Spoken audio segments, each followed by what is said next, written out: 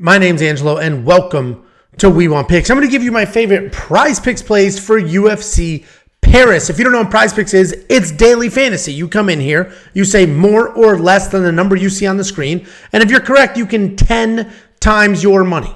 10 times your money. You can even use their flexible payout option where you get some wrong and still get paid. This is every sport. I'm going to break down just the fights, but football's around the corner. They have all sorts of wild football promotions. But the only thing you need to do to get your free money to start playing this is go to wewantpicks.com/prizepicks. Use promo code WWP, and they will instantly match your deposit. Get the very, very free money at wewantpicks.com/prizepicks. If you give them $20, they'll give you $20. You give them $100, they'll give you $100. Take the free money. If you win, you have even more free money. If you lose, well, you lost their money. It was free money. wewantpicks.com/prizepicks. That promo code is WWP.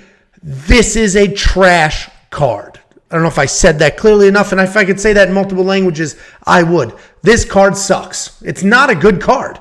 It's a sketchy card, to say the least. There's a ton of UFC debuts, a ton of people we have never seen before at this level in the UFC, even on this continent.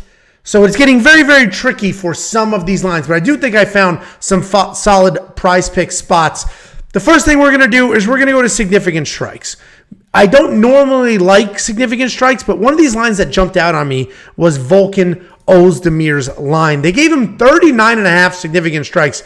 While that seems low, let me read to you his last couple of fights. In a 3-round decision, he had 42 strikes. Before that, 48 strikes in a 3-round decision. Before that, second round knockout, he did get past that number with 41, but Alexander Rasik, 63, 64, 35. These are all fights that go longer than this one is expected to go. 39.5 strikes does seem like a low number, but I don't think this fight might not even get out of the first round, certainly doesn't get out of the second round.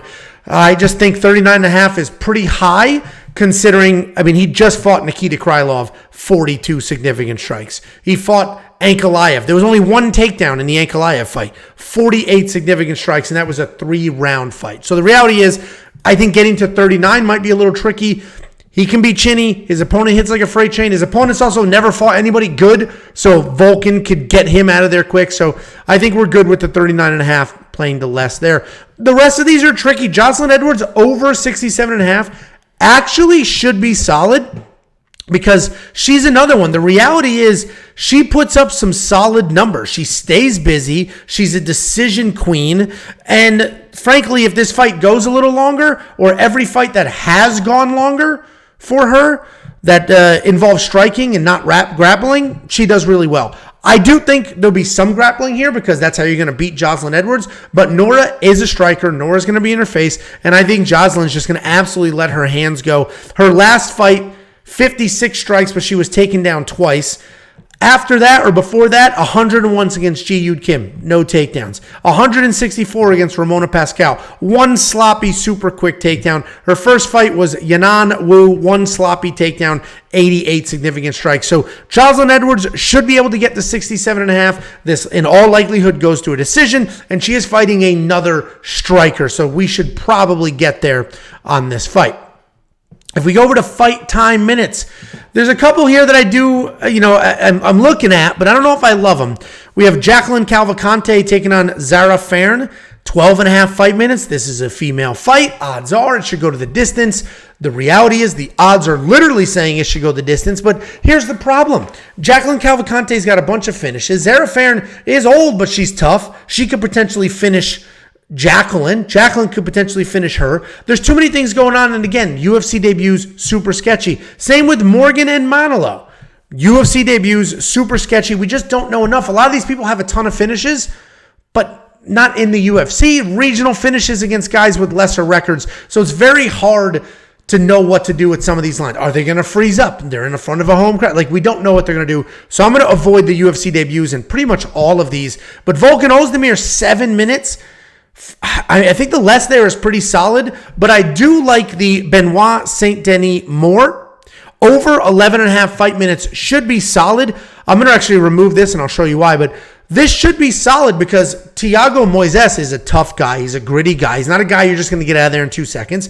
Benoit Saint-Denis has only been to the third round a handful of times, but he's gotten there, especially against tougher opponents. So I do think the more than 11.5 fight minutes is a solid line. This was 12.5 fight minutes earlier in the week, and the line has gone down. So people have played the other side. But we're going to remove this because if I move to takedowns, I like the more than 1.5 on Benoit Saint-Denis. What you can't do is have 2 lines of the same fighter. So if I have the choice between is he going to get 2 takedowns or is he going to go to the third round, I'm going to choose is he going to get 2 takedowns. I think he will get the takedowns. That's his style. He doesn't even need to take down Thiago Moises. He should have the power in his hands to get it done. But I think he's going to come forward. I think he's going to shoot. I think he's going to wrestle, cage control, shoot, wrestle, and avoid the submission. So I think we just need 2 takedowns for that to hit. And then finally, Manon Fiorot, same exact logic.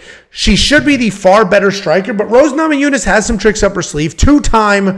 Actually more than 2-time champ, but she's earned the belt 2 separate times. She was not the champion, won the belt, lost the belt, and then won it back again. And very few people have been able to lose the belt and then win it back. So, Rose Namajunas has some tricks up her sleeve. I do think Rose loses. I do think Manon wins. But I do think Manon will work in some takedowns. She's worked in a takedown in every single one of her fights. She should be much faster, much larger, much stronger, and much bigger than Rose. So these takedowns should probably be easier for her than some of her previous opponents. This is my entry. I added the Jocelyn Edwards one here, but this is my entry. If I wanted to do $20, straight up power play, 20 wins 200. It's that simple. But I like to do the flex play. So we're going to do 20 to win 100. But if I get one wrong, it's no big deal. I still get paid out at 1.5 times my money. So let's go ahead and lock this in. We'll take a look at that entry. So my entry for UFC Paris, I have 2. This one down here is exactly the same as this one, but this one has Jocelyn. We got Volkan Ozdemir, less than 39.5 significant strikes. Jocelyn Edwards, more than 67.5 significant strikes. Benoit Saint-Denis, more than 1.5 takedowns. And Manon Fiorot, more than 1.5 takedowns. Guys, whether you like this entry or hate this entry, just make sure you get your free money and then build your own. WeWantPicks.com/PrizePicks. That promo code is WWP. Get the free deposit match. Use that free money. Build yourself an entry. WeWantPicks.com/PrizePicks.